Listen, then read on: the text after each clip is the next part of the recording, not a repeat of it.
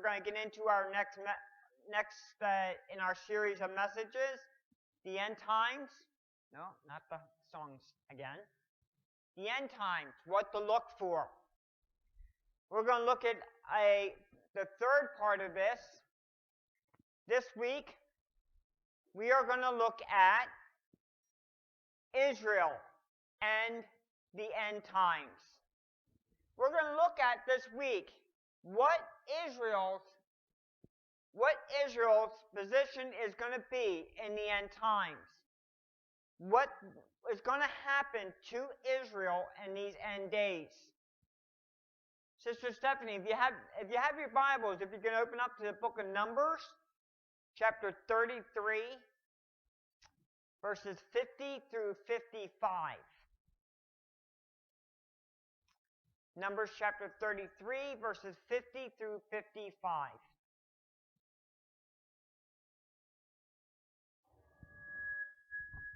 Numbers 33, 50 through 55.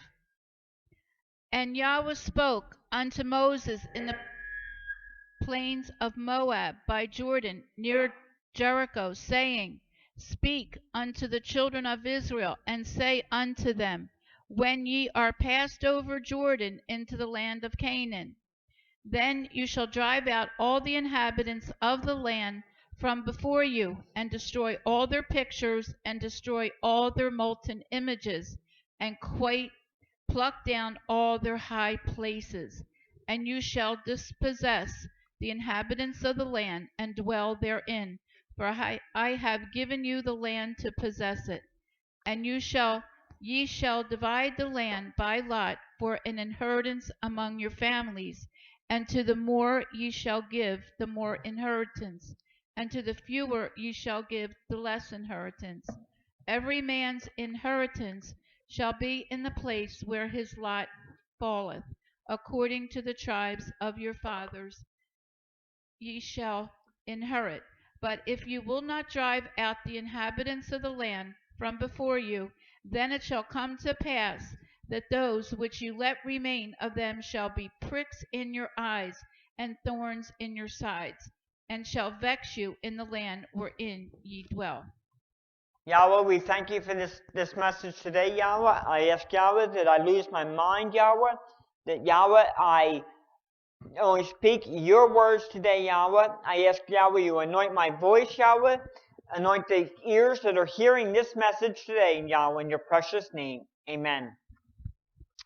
Now, first of all, you might wonder why I started off with these particular scriptures. Okay? It'll be made clear as we go further along in our study today. Okay? Let's get into first a little history. Now the young folks are saying, oh no, history, oh no. What are we in school? No. Let's get into a little history about Israel. First of all, Israel had two temples. They had the temple in 586 BC, and the Jewish people, it was destroyed in 586 BC. After that, the Jewish people went into exile for 70 years. In 70 AD, and we're going to get into this a little bit later, the Jewish people, the temple was again built and then destroyed in 70 AD. And the Jewish people went into exile after that for 1,878 years. That was 70 AD.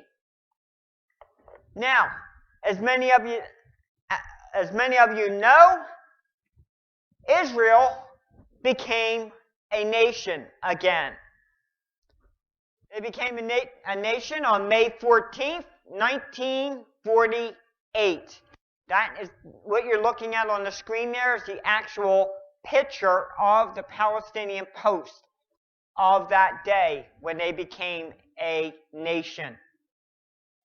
Okay, now, Jerusalem and the Temple Mount were reclaimed by Israel in what was called the Six-Day War in 1967. That war was amazing because all the enemies of Israel fled for their life. Okay, the Temple Mount was important because it was the temple on the Temple Mount. Okay, the importance of the Temple Mount. The Temple Mount was where Abraham raised his knife to slay Isaac. And Yahweh told David to buy the threshing floor, and also 37 times in the Old Testament, Yahweh said, I will put my name there. 37 times. Now, when the Temple Mount, when the end of the Six-Day War, when they reclaimed Jerusalem and the Temple Mount, there were two men there at the Temple Mount when it was claimed. There was two men, Salom Glorin, who was the chief rabbi of the Israeli Defense Force, and a man named General Uzi. Okay? These men were standing at the Temple Mount when it was taken. The commanding general, okay, what the importance of this is, these two men were standing there at the Temple Mount when it was taken, like I just said. Okay, the rabbi said, catch this, the rabbi said to General Uzi, now is our time. Take the dynamite, blow up the dome of the rock, purge this holy place and the heathen shrines. And General Uzi refused to do it. That's the rabbi that wanted him to do that. Okay? So much so, the rabbi kept pushing him so much that when he pushed him 3 times, and the General Uzi says, if you don't stop, I'm going to arrest you. Okay? Now what's the importance of this? Okay, the rabbi after that walked away with his head down. He could do nothing more.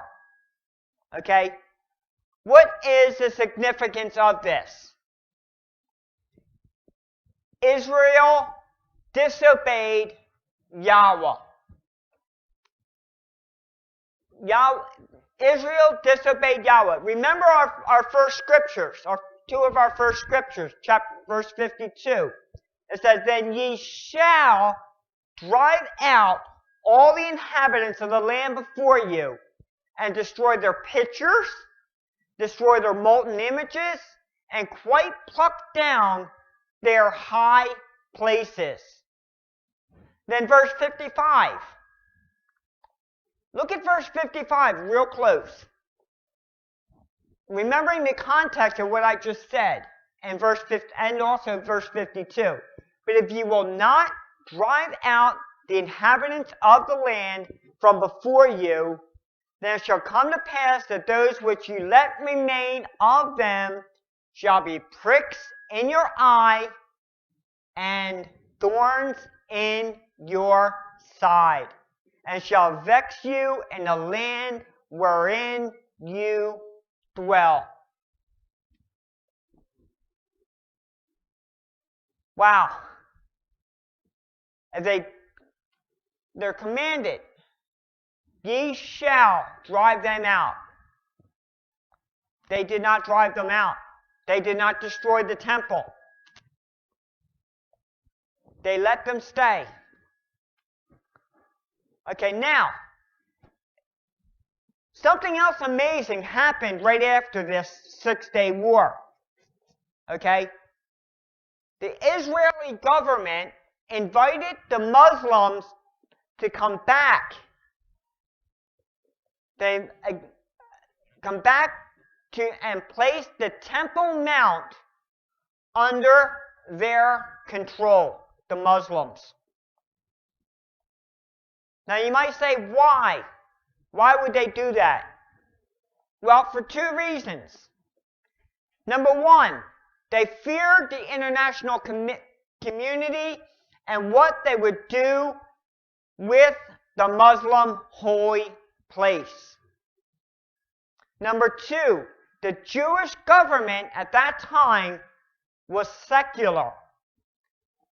They were secular and didn't want the Gentiles, didn't want to ignite a religious revival which would have swept them out of power and restored Israel to back like it was in Bible times. It's amazing. The Jewish government was secular. What happened here? They feared man and disobeyed YAHWAH. What happened after that? 6 years later, their enemies plotted against them to destroy them. 1973, on Yom Kippur, the Arab army launched an attack on Israel that almost eliminated them completely. As time went on, Israel signed a peace treaty with the Arab nations, which YAHWAH told them not to do. They were commanded to drive them out of the nations, not make a peace treaty with them. In 1979, a peace treaty was signed with Egypt. This was the first peace treaty signed by Israel with an Arab state. And all these points I'm making right now are going to culminate to one major point at the end, and you'll see that. Bear with me. With this peace treaty between Israel and the Arab state, Israel agreed to give back all of the Sinai in Egypt. Okay, that's going to be important. In 1993, the Oslo Peace Accord was signed. This signing paved the way for Palestine, a Palestinian state. It also agreed that Israel would have to trade parts of the promised land with it, with this accord. Giving back land that YAHWAH said is the promised land, that YAHWAH promised to Abraham, Isaac, and Jacob. The following year, the Israeli-Jordan peace accord was signed. But this was not without a problem.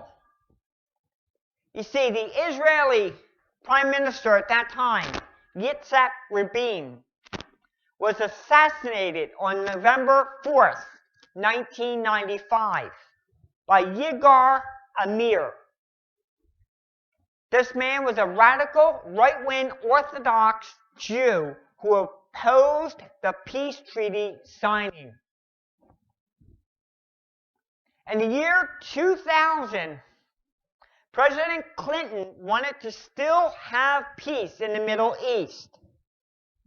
He tried to push for peace and a peace agreement where Israel would have to have part of the promised land, but not all of it.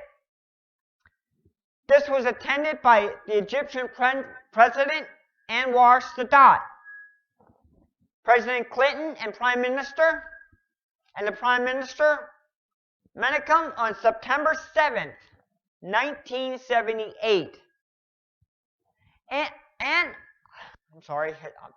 Anwar Sadat was not willing to give up sharing of the Temple Mount. What did President Clinton say? President Clinton, a pacifist, a pleaser, says, we'll share the Temple Mount.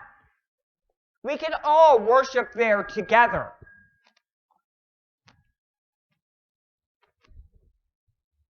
He said, we can all share together. This was actually prophesied in the Bible. Believe it or not. Sister Stephanie, open up to Revelation chapter 11, verses 1 and 2.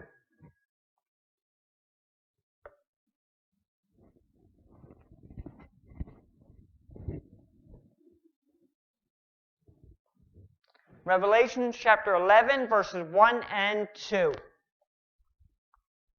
And there was given me a reed like unto a rod, and the angel stood, saying, Rise and measure the temple of Elohim, and the altar, and them that worship therein.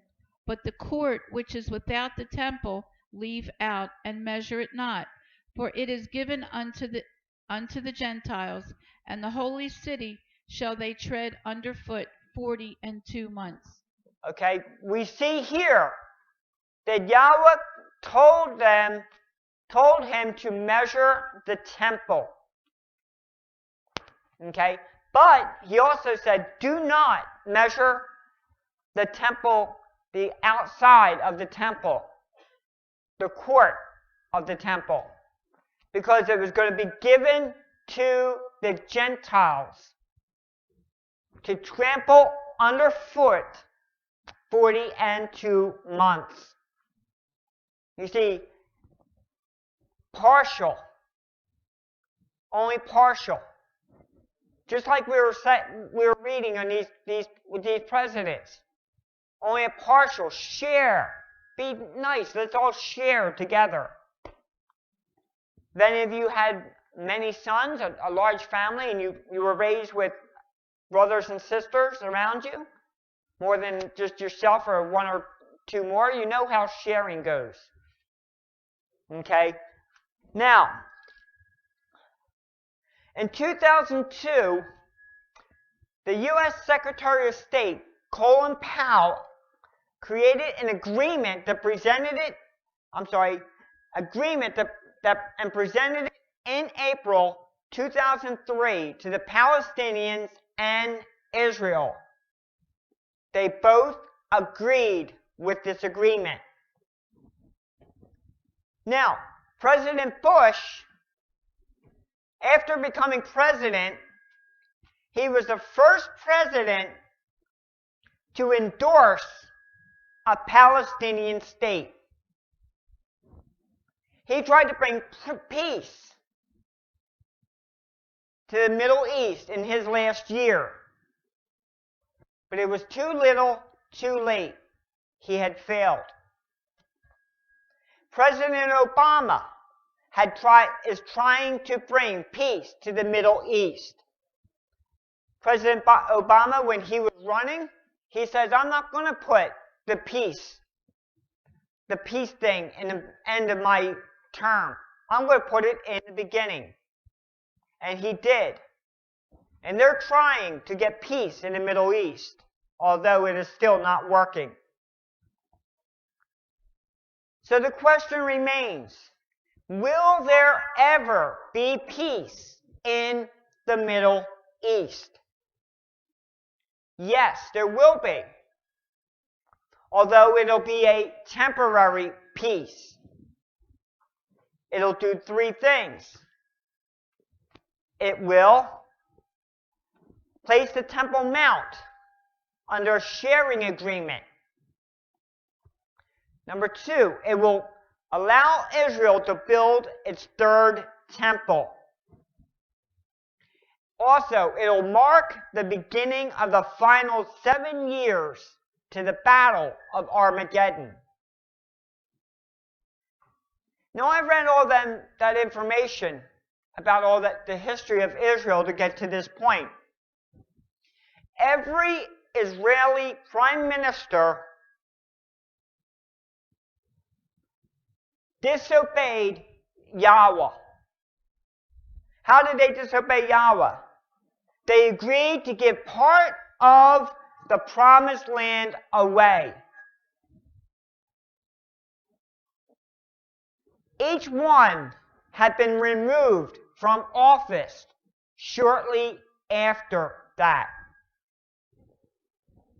Was YAHWAH looking down upon what was going on when they were shaking hands with these agreements, saying, yeah, we'll give you part of the promised land?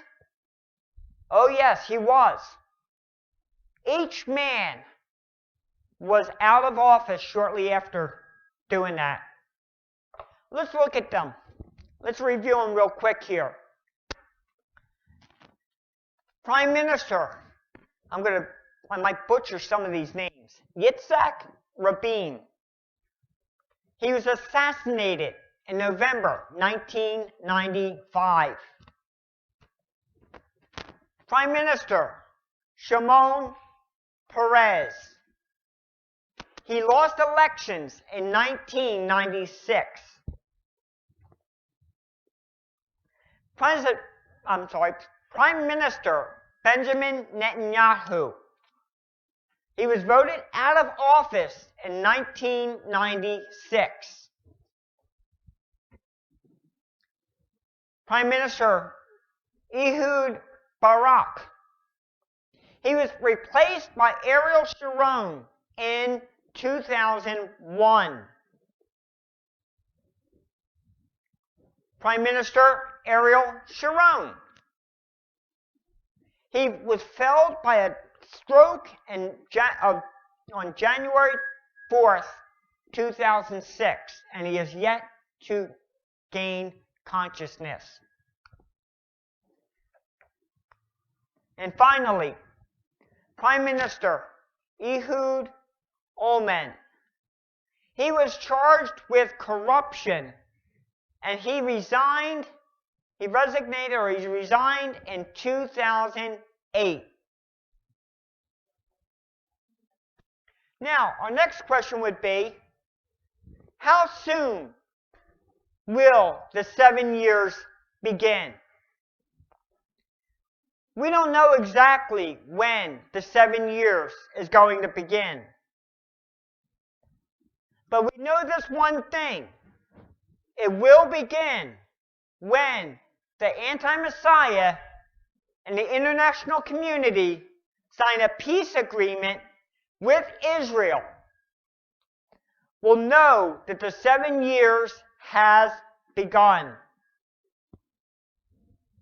It's important to know that a treaty is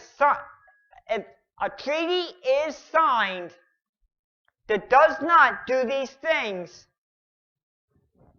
put the Temple Mount in a sharing agreement, and so on. This is not the peace treaty we're looking for. Okay? The temple, the three things are that the temple will be rebuilt, the third temple. Animal sacrifices will begin. And then animal sacrifices will be stopped by the anti-Messiah. This is not, if those things do not happen, that's not the peace treaty that's going to usher in the final 7 years. We know when the final 7 years begins, that the Temple Mount is going to be put into a sharing agreement. And we saw that in Revelation chapter 11, verses 1 and 2. Now let's look at something. let's look at the prophecy that actually will trigger, the actual prophecy about that triggers the final 7 years to Armageddon. What are we going to do? We're going to also describe the events that will happen during the final 7 years. We're also going to describe the events that will happen. I'm sorry, I got that in there twice. Almost repeated myself there. Messed up my notes, sorry. Okay, now, this is the greatest prophecy in the Bible. Okay? What's it do? It foretold when the Messiah would come to earth the first time. It proved the identity of the Messiah. It foretold of his crucifixion. And it foretold of Jerusalem's destruction. Let's take a look at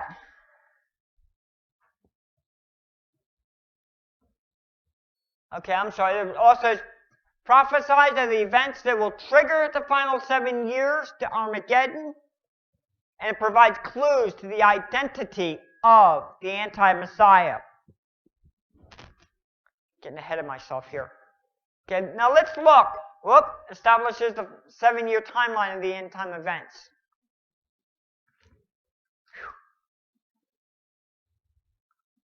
Okay, bear with me here. Let's look at Daniel chapter 9, verses 24 through 27.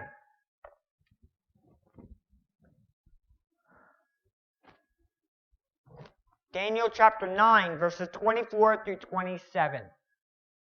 70 weeks are determined upon thy people and upon thy holy city to finish the transgression, and to make an end of sins, and to make reconciliation for iniquity, and to bring in everlasting righteousness, and to seal up the vision and prophecy, and to anoint the most holy. Know therefore and understand that from the going forth of the commandment to restore and to build Jerusalem unto the Messiah the Prince shall be 7 weeks, and 62 weeks. The street shall be built again, and the wall even in troublous times.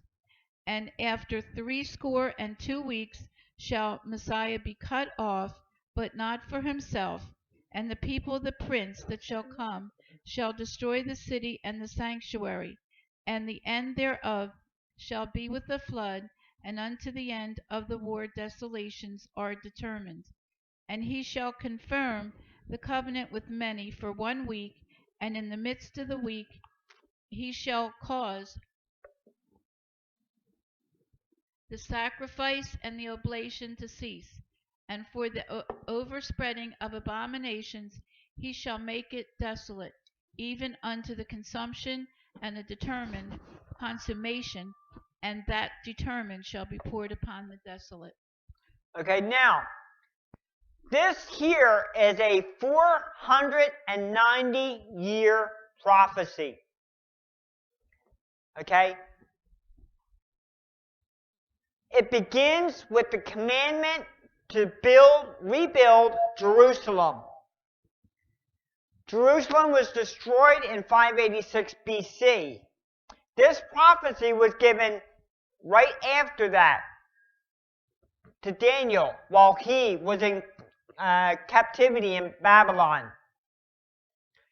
Okay, this is proven in verse 25, which said, "And know therefore and understand that from the going forth of the commandment to restore and build Jerusalem unto the Messiah, the Prince, shall be 7 weeks, and 62 weeks.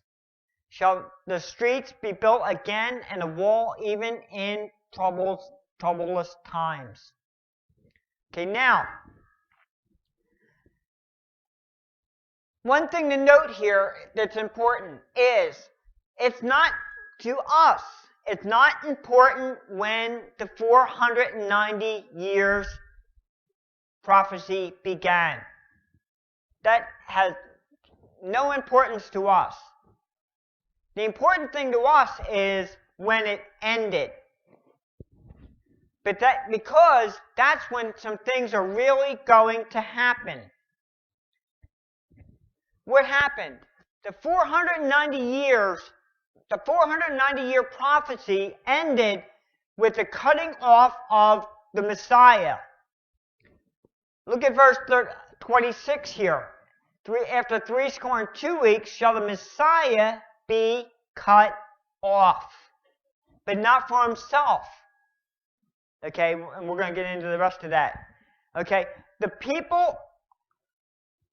Okay, now it says here, and the people of the prince that shall come shall destroy the sanctuary, and the end thereof shall be with a flood. Okay, now, the people of the ruler who is to come, that's speaking of the anti-Messiah. They're going to destroy the city. Okay? Destroy the city. When did that happen? That happened in 70 A.D. was when the second temple was destroyed. Okay, we know Messiah was born about 30-something A.D. Okay? This was after Messiah died, or was born. Okay, let's continue with verse 27, though. Okay, verse 27, it says, and he shall confirm the covenant with many for 1 week. And in the midst of the week, he shall cause the sacrifice of the oblation to cease. And for the overspreading of abominations, he shall make desolate, even under the consummation. And that determined shall be poured about upon the desolate. Okay, there's a few things we need to look at here. What does verse 27 really mean? Okay?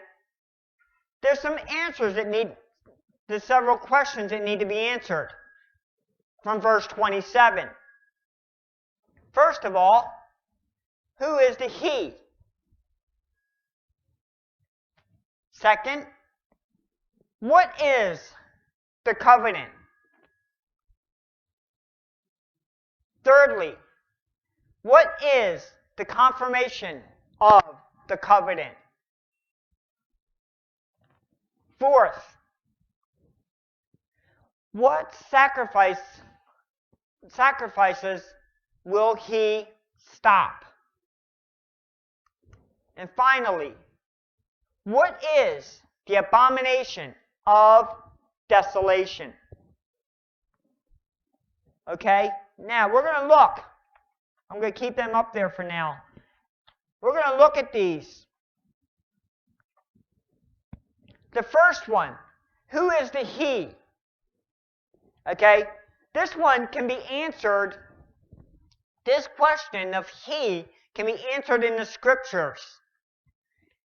It can be answered in Daniel chapter 11, verses 21 and 22, and then also in verse 31. I'm sorry, I got to take them away.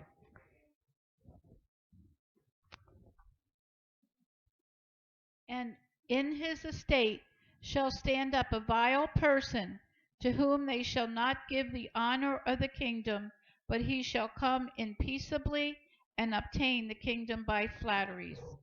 And with the arms of a flood shall they be overflown from before him, and shall be broken, yea, also the prince of the covenant. Verse 31. 31. And arms shall stand on his part, and they shall pollute the sanctuary of strength, and shall take away the daily sacrifice, and they shall place the abomination that maketh desolate. Okay, so we see here the he that is spoken of in them scriptures in verse 27 is talking about the anti-Messiah. Okay? What was the second one? What is the covenant? What exactly is the covenant? Now we can see what this is in Genesis chapter 15, verse 18.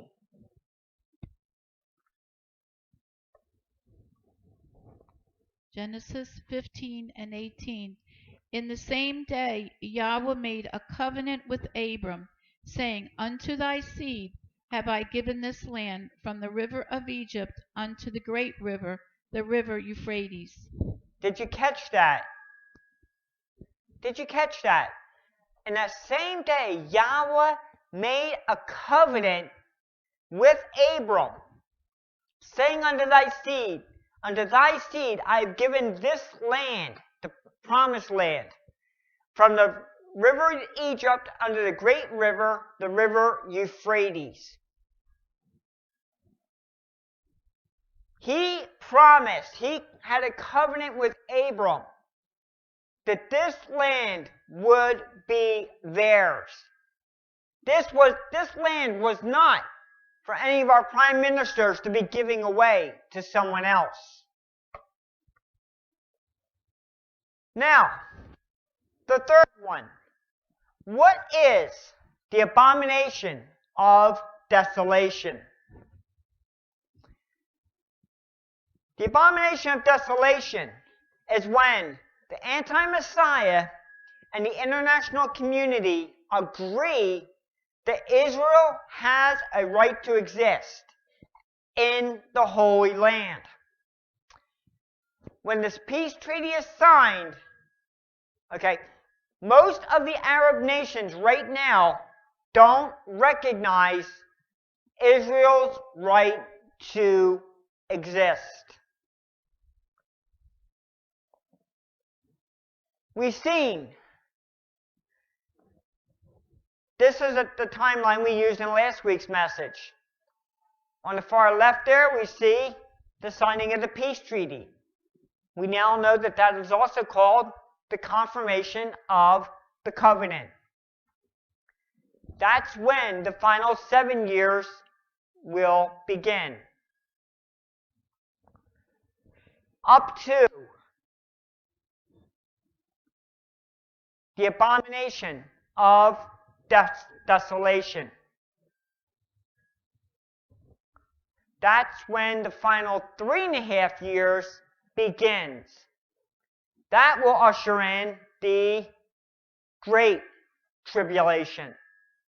And that will go all the way up to the Battle of Armageddon, when Messiah will come back for his people to fight. So we know that the abomination of desolation is when the anti-Messiah goes into the temple. He's going to go into the temple and he's going to claim himself to be Yahweh. Okay, now, the fourth one. The peace treaty will be put on a Temple Mount under a sharing agreement. Okay, the fourth one was, what sacrifices will you stop? Okay, the peace treaty will put the Temple Mount under a sharing agreement between the Muslims and the Jews. Now, we saw that prophesied earlier in Revelation chapter 11, 1 and 2. Once the third temple is built, the animal sacrifices will begin again. These are the sacrifices that the anti-Messiah is going to stop. Okay, finally, the fifth one. What is the abomination of desolation? I just said. Let's look at first, Sister Stephanie, Matthew chapter 24, verse 15.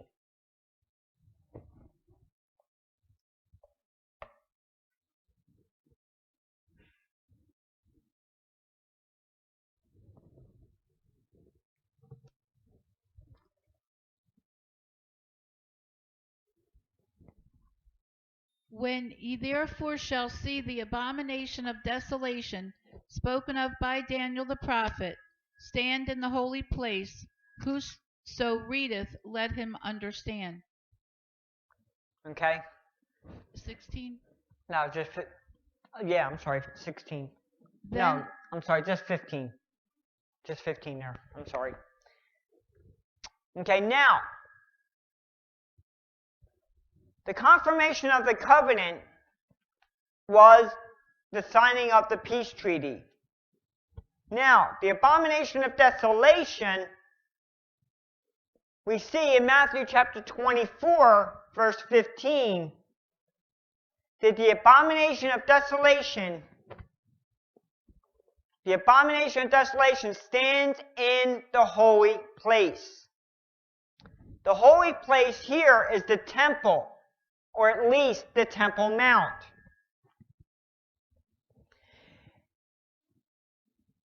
It's as simple as the abomination of desolation is when the anti-Messiah stands in the temple or the holy place and he claims himself to be Yahweh.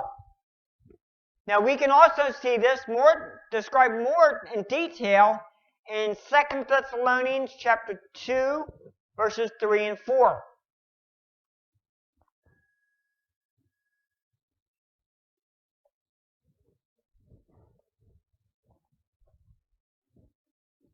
Second Thessalonians 2, 3 through 4. That ye be not soon shaken in mind, or be troubled, neither by spirit, nor by word, nor by letter as from us, as that the day of the Messiah is at hand. Let no man deceive you by any means, for that day shall not come, except there come a falling away first, and that man of sin be revealed, the son of perdition, who opposeth and exalteth himself above all that is called Yahweh, or that is worshipped, so that he as Yahweh sitteth in the temple of Yahweh, showing himself that he is Yahweh. Okay. We see here that he is going to go into the holy temple and claim to be Yahweh. Remember, 37 times in the Old Testament, Yahweh said, I will put my name there.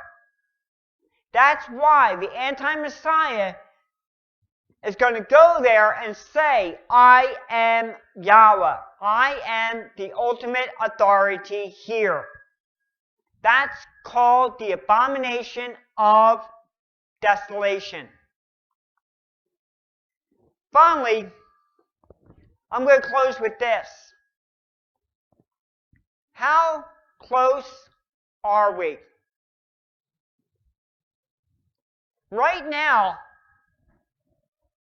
the peace in the Middle East is the top priority of the international community and our president. They want to get this done. They've said that the borders that they have are acceptable. After World War III, the cry for peace will be deafening. You saw in our last message, 2.2 billion people will die in World War III. And that was proven by Scripture. People are going to want peace. We know that when this peace treaty is signed and it fulfills those things that I had mentioned earlier,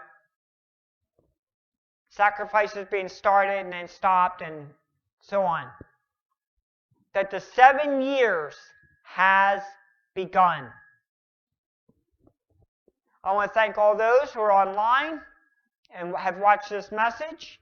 Please come again next Sabbath at this same time, 3:30 p.m. And we'll be doing our next one in this series. Thank you.